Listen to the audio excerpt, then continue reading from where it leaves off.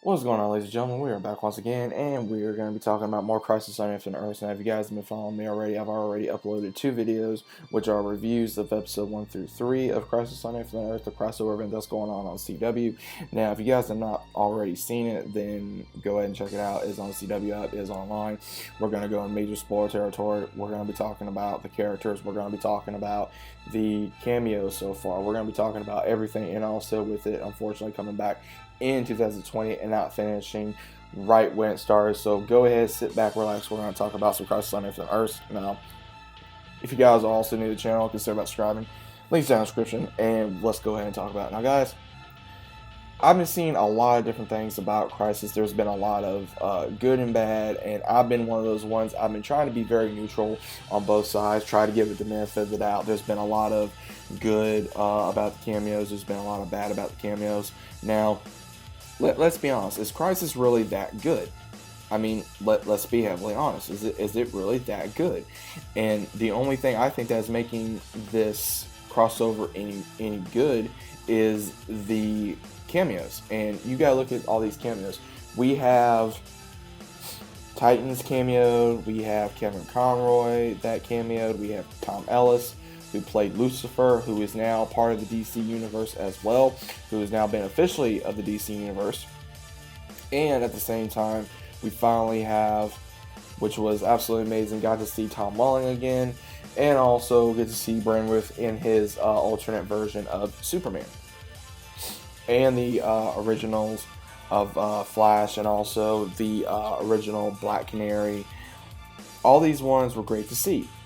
Great nostalgia to the old DC characters. That is fine. You know, you did well with how you wrote with Brandon Superman, with saying Joker killed, Lois Lane and Jimmy and all them, and then also with a bad version of Bruce Wayne that he went dark, he killed all his enemies, he kills Superman, he didn't believe in anything. So again, there are versions of this that does work. And also showing more of how Kate is like Bruce, as well as Kara is like Clark. It really does make sense when you're putting that in there, and then at the same time want to bring in so many other characters where, again, we all know, first off, that Brandreth, he's going to be done after this coming season of the Legends of Tomorrow. Now, I'd like to know why they did that. They just written him out. I'm not exactly sure the entire story of why they decided to just write him off.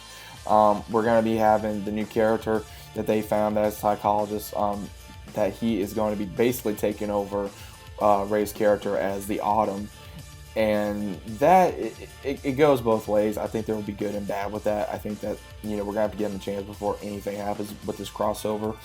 And then also we get to see the unfortunate death of Oliver, which I know a lot of people, including myself, was very angry about. They killed him off too quickly. And then also at the same time, we have issues where they're trying to bring him back, and now all of a sudden they can't bring him back because of what he's a Spectre. Okay, what does that have to do with it? What is that? Like, what is that got to do with anything? And then the same thing with Constantine losing his mojo, and he can't bring him back the old-fashioned way like he did with Sarah. Like he tried to, because they had the same problem with Sarah. He couldn't do it. He had to go to purgatory. Now, again, that makes sense. But at the same time, he should be able to do it without anybody's help, which, again, is why he went to Lucifer's Earth to get his help. There's been a lot of issues, I know, with people like, why is Lex Luthor on there? Oh, there's a purpose. Honestly, there's no reason to have Lex Luthor on there. They're saying, oh, well, he is the reason why they found Superman. No, that is a bunch of bull. I'm going to call it right now. It's a bunch of bullshit. And the reason why I call it bullshit is because, honestly, you look at the Monitor. Let's look at the Monitor as a whole here, guys. He's lied several times. And we've caught him in lies. Or if you really pay attention, you'll catch him in a lie. You caught him in a lie where he can't do this or he can't do that. He was able to bring Cisco's power back. But he can't bring Oliver back. That's bullshit. He cannot figure out who all the other Paragons are without Ray Palmer's help. And all of a sudden now he's like, oh, of course. And it's like, no, that's bullshit too. I'm sorry. And a lot of that is the writing.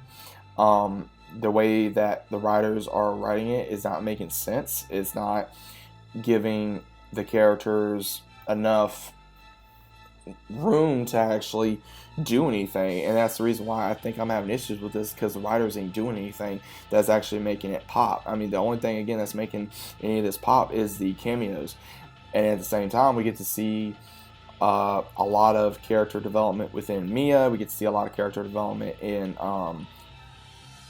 I want to say within Clark a little bit, because we got to see where he is now a father and he now wants to be there for his family, which is fully understandable. And then we also get to see, which I think was just, again, with John Cryer doing Lex Luthor, again, I cannot take him so serious, because I feel like all he's doing is taking the Bat Allen persona that we saw on 2.5 Men and put into Lex Luthor. And that's honestly all I see when I see him as Lex Luthor. I mean, yeah, everybody's saying, oh yeah, he was, he's great as Ducky, and all that. Okay, yeah, that was then. This is now. I'm sorry. I mean, some people may have, I don't really have a problem with him as an actor. I have a problem with the way that he's personifying the character, because to me that just ain't Lex Luthor. Just like when they did Jesse Eisenberg as Lex Luthor, that was not Lex Luthor, out of my opinion. The closest one they had on Lex Luthor, out of my closest opinion, was the one they had on Smallville. So, and I'm going to talk about Smallville here for a second, guys. There's been a lot of disagreements on Tom Holland's character as, oh, this ain't my Superman, or, oh, that's good. Everybody's going to have a difference of opinion about, okay, this was good, this was bad. And I mean, this is my opinion. I'm not saying this is right, but at the same time, if you're having a lot of people that's agreeing with you, and again, guys, I'm just a YouTuber, I'm just a nerd like everybody else, and, I'm going to have my feelings on something, whether I agree with it, whether I disagree with it, but at the same time, the writers are going to do what they're going to do, regardless of what the fans say. And a lot of what they decided to put into this crossover event, some of it was fan service, bringing along all these icons that have been into the franchise for so long, that people have been wanting to see, that has returned. Now, again, we don't know exactly when these characters are going to be returning. We don't know. Also, one of the main problems I had is why not just, do Supergirl, Batwoman, first night, 2 episodes, then do Legends, or have you did with Black Lightning, and then 1 episode, or have Black Lightning with the Legends, and then that's 1 episode, then bring in for Flash and Arrow to finish up the crossover. Now, for some reason or another, they did not want to do that, and honestly, they're milking it. And the reason why I'm saying they're milking it is because, yes, obviously there's a high probability that Oliver will be coming back. Very high probability that Oliver will be coming back. Stephen Amell even stated that he's going to be playing multiple Olivers, which is true. We got to see a few of them. But at the same time, I cannot see them just killing Oliver in Crisis, and then, how are they going to end Arrow? How are they going to end Arrow? With Mia as well as the others going back to the future, or them staying? Don't know. Right now, if you guys are not already notified, yes, everybody is dead right now except for the 6 Paragons, which was absolutely crazy. And then they also put in there about, of course, they're the only ones left, and then all of a sudden we have Oliver either being, replicated by the Speed Force, or him doing something else. So we're going to be seeing Stephen Amell return, but as another character. And a lot of people I know have been seeing like, this is crazy, this is stupid, this is whatever. And honestly, I will state that some of what they came up with is literally what they do, like put, notes out of a hat and just kind of went, oh, okay, we'll go with this. I mean, that's kind of how it feels with the way they've done this, is they're not taking it seriously, and they're not bringing it to the comics. They're doing the comics to a certain degree. But now, am I a fan of Crisis? No, I'm not. Am I a fan of the Modern? No, I am not. Am I a fan of the Anti-Modern? No, I am not. I think with the way they've treated Lila and the way they've treated Wells, is like they're pretty much just, little slaves, little minions, that they're pretty much, oh, well, I'm going to have you do my dirty work. And it's like, really? And that's why I just kind of throw my hands up in the air like, dudes, like, for real? Like, all this other stuff that we've been seeing, everybody's saying, oh, they don't have much of a budget to do this. They don't have much of a budget to do this. Obviously, they have a big-ass budget if they're doing all this CGI and bringing all these actors onto the screen. And obviously they're going to get paid, so I don't know the reason why people are saying that, oh, they don't have big of a budget. They have a big of a budget, but it's the writers' fault. I'm sorry, it's the writers that are really screwing this up. I'm not blaming the actors. I don't blame the actors at all. I mean, obviously, you know, as much respect as I have for all these different actors, and also upset that, you know, Stephen Amell is going to be leaving Arrow, and, you know, Arrow's done. Yes, I'm upset about that, but I'm also okay. Maybe it's time to move on.